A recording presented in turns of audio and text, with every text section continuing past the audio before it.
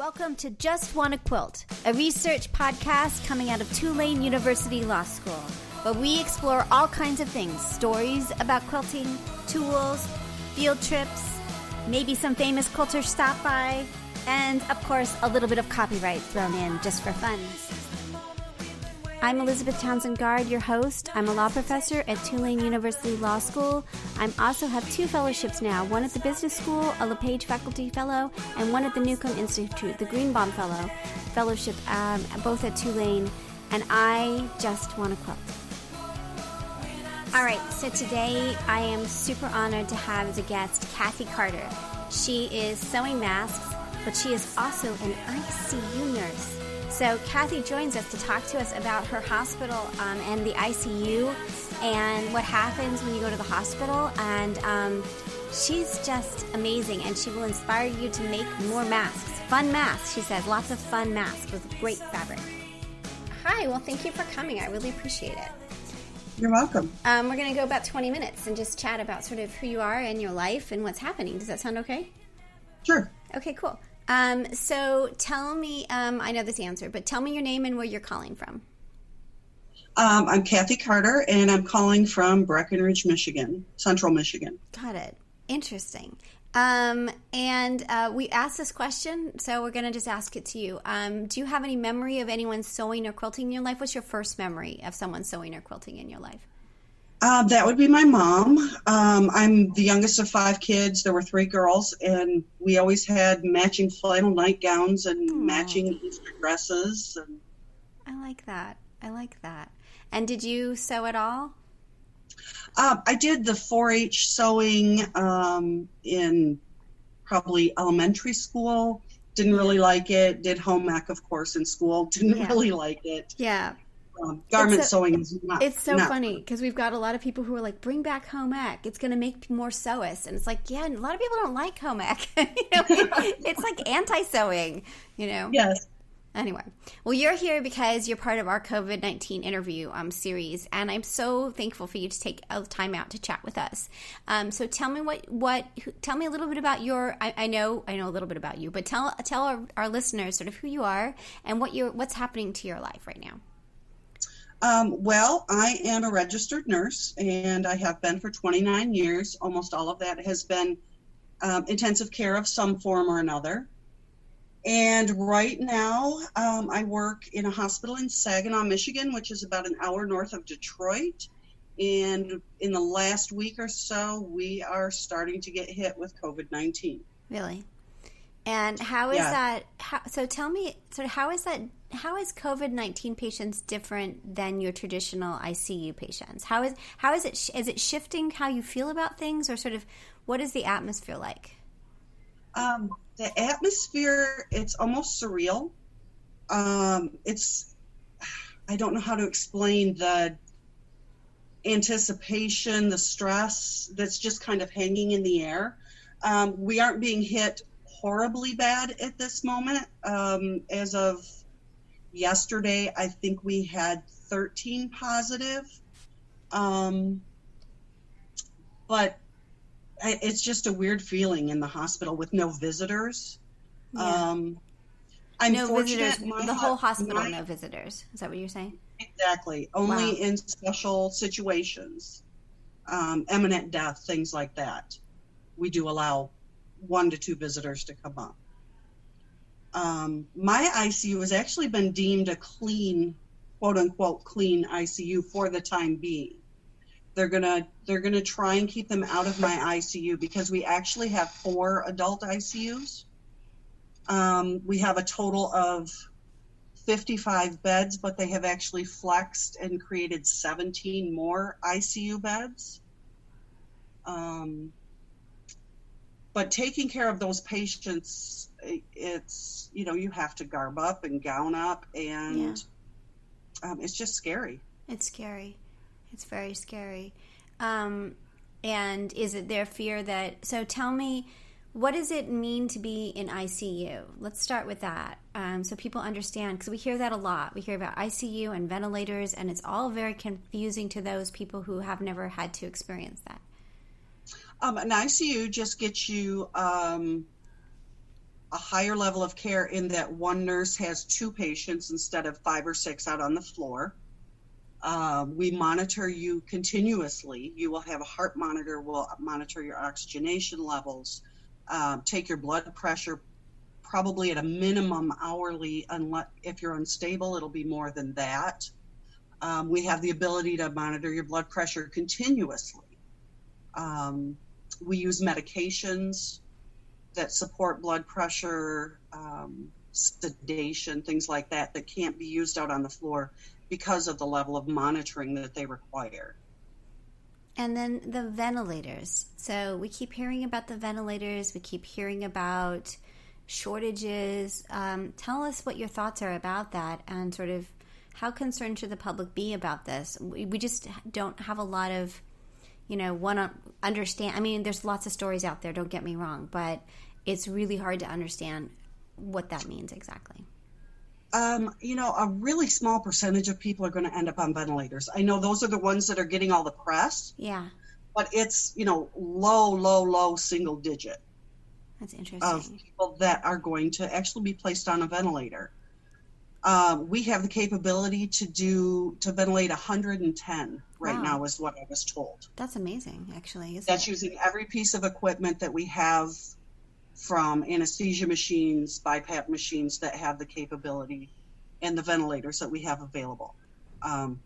That would be absolutely insane if we had 110. Yeah. I don't know what the number is that we have right now, but I'm not worried about our facility in particular. I'm fortunate that we have very good leadership, and they've actually been in meetings about this for a month. Wow. Making plans. Interesting. Now, what about... Yeah, go ahead. Sorry. Continue. Sorry. We're in a pretty good spot, I believe, as far as equipment and plans. Yeah.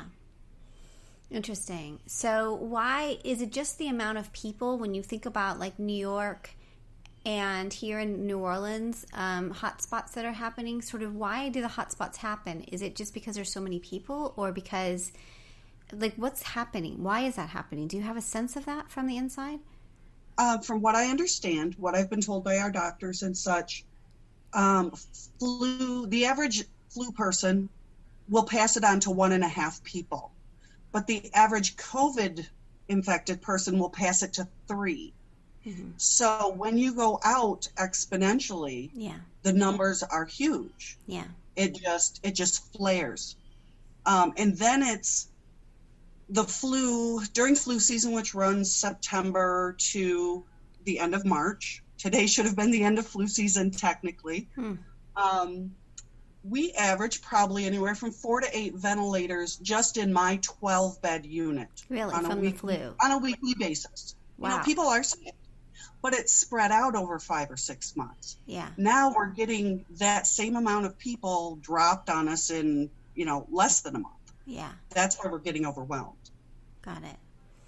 Now, have you all been trained, or is it different treating COVID-19 patients? And have there been training for you before they get there, or sort of what's happening on that side of it?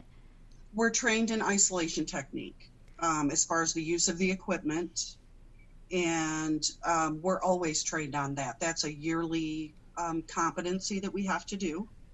On the capper training, which is those self-contained hoods. Yeah. On the use of N95s, we're fit tested. So that's kind of an ongoing thing. And, you should, as long as you're using the equipment properly, that's the training that we need. Now, our ICU doctors, they are educating themselves daily. They have the benefit of seeing what has and has not worked in other places. Yeah. Yeah. So they're keeping up on that on the daily basis. It's so amazing. Now, what about the homemade mask thing? Could you have an opinion or thoughts about sort of this world of sewists around the country making masks? How do you feel about it? What should we be thinking about with that? Oh my gosh, we love it. Really? We love it. Keep them coming. We want them. I have been making them, and the first one I made like 2 weeks ago, I posted to a closed group for our ICU staff. And I just said, posted the picture, and I said, I got you guys covered. Half jokingly. I have people chasing me down for them. Wow. They want them. They absolutely want them. And they want them because why? Because you do have a shortage, or because they're afraid of a shortage? No, what we use them for is they're only for personal use. We use them in places where we normally maybe wouldn't wear a mask, like to go in and, a new patient, to walk through the halls. We certainly don't use them any place where policy would demand specific protective equipment. So it's extra. It's allowing you a little more protection in places you wouldn't normally be protected. Exactly.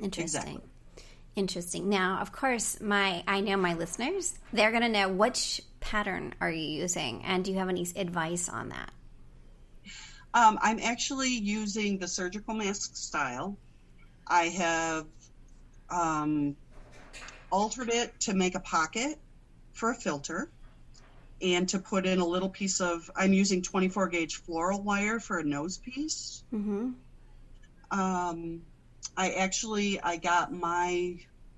I just got my pattern off of Pinterest. It's from the Country Farm Home, was the blog that it was on. Uh-huh. And everybody loves it. It's really comfortable. Great. That's so great. Yeah. Now, let me ask you, the Country Farm Home, let me see if I can get there. Let me ask you, what are you using for a filter? Well, I hate to endorse anything because nothing's been proven. Yeah. We are buying HEPA filters for furnaces, mm-hmm. and taking them apart and cutting out the fabric inside into pieces. And I spoke to our infection prevention nurse this morning to see specifically what the hospital's doing. And they are taking the blue wrap off of sterile packaging in the hospital, like mm-hmm. things that have been sterilized for the OR, because she said that also has a rating to it, and they're cutting that up. So here's my thought about it. And I know nothing, right? I'm a law professor, so I'm hardly an expert. But I think what we should be telling quilters and sewists is you can make the pocket. Don't worry about putting something in it. The hospitals have stuff. They can put leave that to the hospitals. Leave that to more professionals. But just make it with the pocket, so that they can do what they want to do. Is that right? I agree. I would agree with that. Yeah. The other thing that I'm curious about is the wiring for the nose thing. And did you put anything on the ends of it so it didn't pop out? Or could you use pipe cleaner? People are worried about the washing aspects of this. Are you using them one time and throwing them away? Are they getting washed? How should we understand that? We're washing them daily is what is recommended to us. Take the liner out, dispose of the liner, wash them daily. I'm not sure how things are holding up at this point. Yeah. I really haven't seen any problems. I've not seen anybody tell me there's problems. Got it. And I'm just sewing off the end to keep it from shifting. If you kind of bend the end forward a little bit, when you put it on, it keeps the poke away from you. Got it. Cool. This is amazing. Well, I've been doing a lot of surgical masks. We're getting requests from journalists and photographers for masks now. We just my neighbor Judy, who works for a newspaper, had a request for 150 masks from journalists and photographers in the city. So it's interesting. It's just interesting. It's a very interesting time. I'm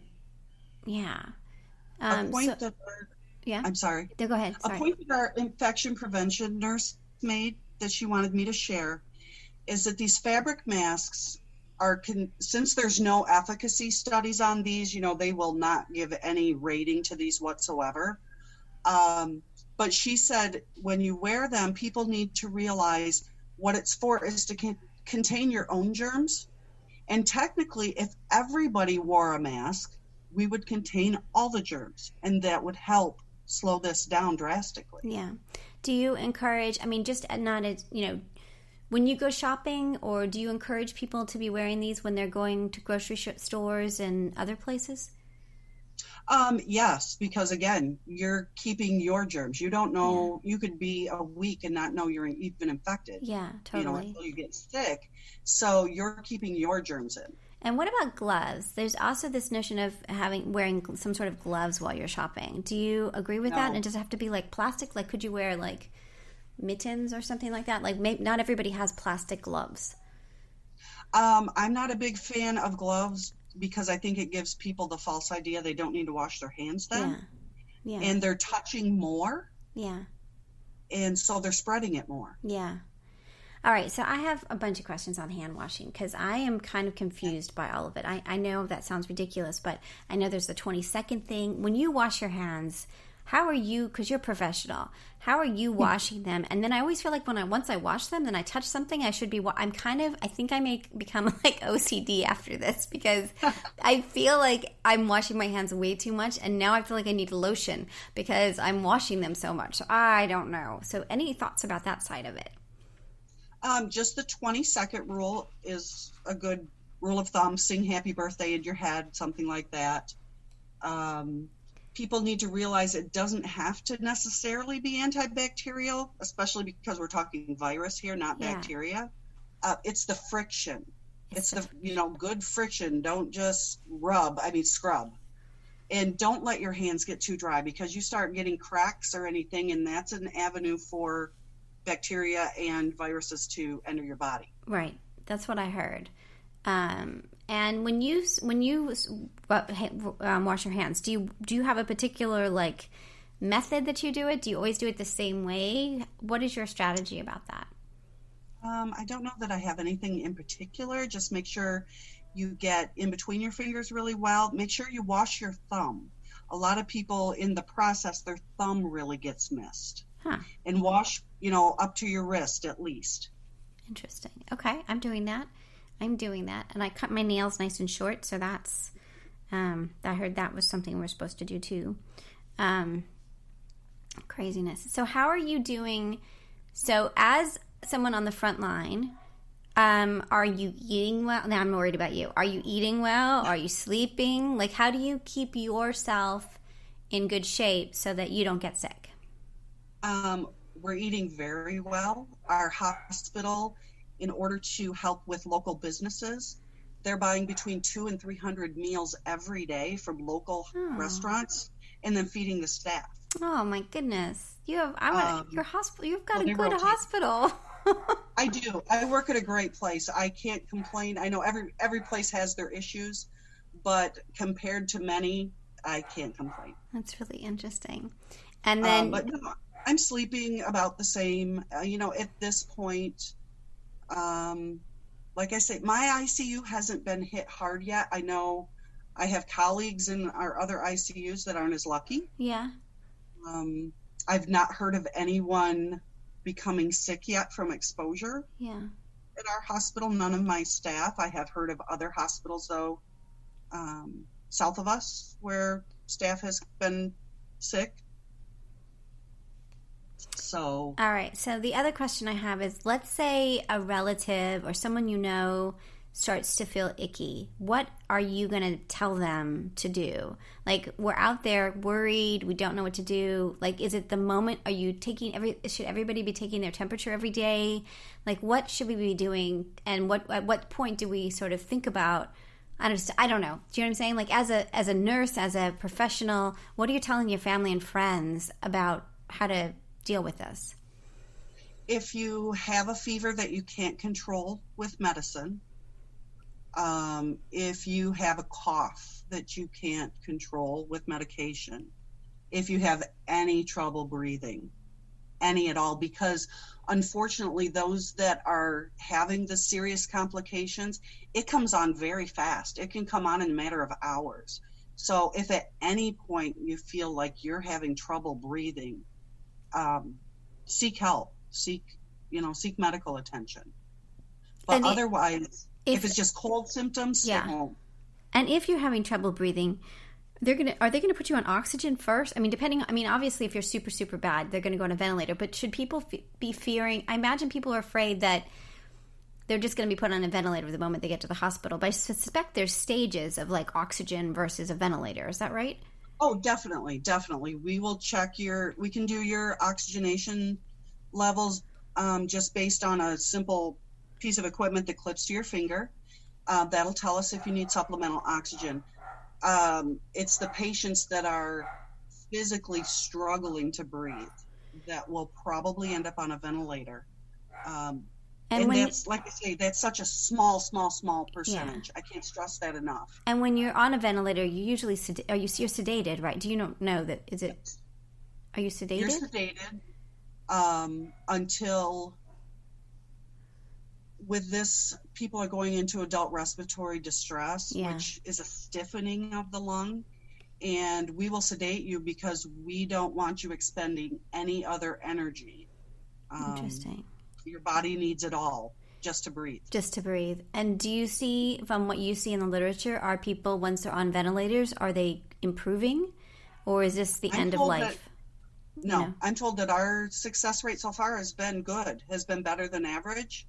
I know we have had like 2 or 3 die. I don't know the exact numbers. And I don't know what their medical histories right, the underlying complications. And do you have any idea? So I'm seeing that it's hitting men more than women. Have you seen that too?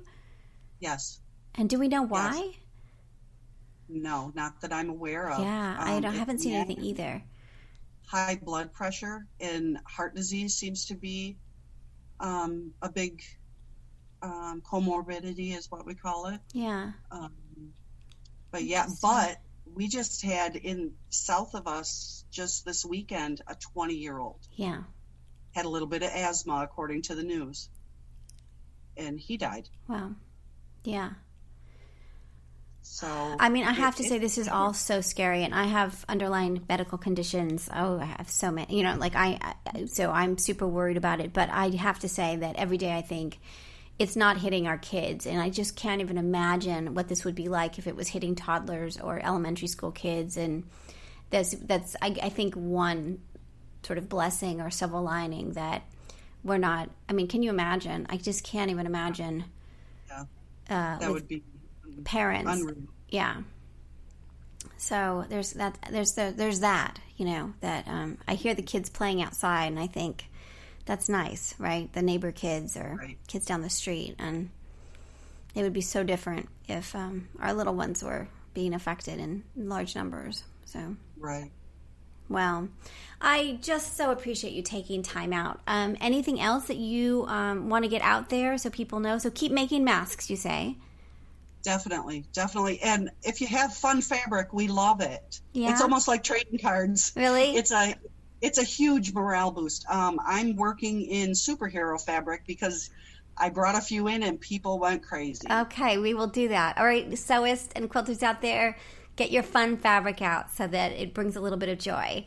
Yes. That's so awesome. Well, will you check back in with us at some point? Would you just sign up and chat with us and tell us how things are going? Because we're going to be worried about you and wondering how things are. So I'd love to. That'd be great. Well, thank you again so much for taking out time to chat with us. This is a very scary time, and I think you've made people, at least you've made me feel a little bit better about information matters, right? And Yes. feeling like you can trust the information is really important. So thank you again. I really do appreciate it. Are you okay with us posting this? Sure. Okay. Sure, go ahead. Fabulous. Thanks. Hold on just a sec. All right, guys. So let's all make lots of masks. This makes me so inspired. Judy Walker, who was on the show yesterday, she got a request for 150 masks from local photographers and journalists. So we're doing that today, and we're just reaching out to people. Keep making the masks. Again, I think that Kathy's suggestion of making a pocket and letting those that want to put a filter in is a really good suggestion. That's what I'm going to be doing. I don't know. I love the idea of fun fabric. So let's go through our stash, find things that are clever and fun, and keep making masks. Oh, we also had an article done on us by Tulane. The Tulane Law School did an article on Seth Hackler from Quilting on a Budget and myself, which is quite lovely, that came out yesterday. And so we're seeing an uptick in people of awareness and the stories getting around. So super cool. Keep making masks. And I I hope you get a chance to sew lots and lots of masks today. Also, if you want to join our Facebook group, it's a combination of Quilting on a Budget and Just Wanna Quilt. It's called Million Masks a Day. We also have a website that we're trying to keep updated with information on different patterns and also places where they need masks. Go there. We love it when you join and give us pictures of what you're doing. Tell us information, share stories you see online, and let's just keep making those masks until we don't have to, until this problem is solved. So you've been listening to Just Wanna Quilt, a research podcast coming out of Tulane University Law School, and I'm Elizabeth Townsend-Gard. If you like this podcast, keep listening. Also, we have a Facebook group. Come join us. We talk about a lot of things. We also have an Instagram account. And of course, most importantly, I really hope you get a chance to quilt today.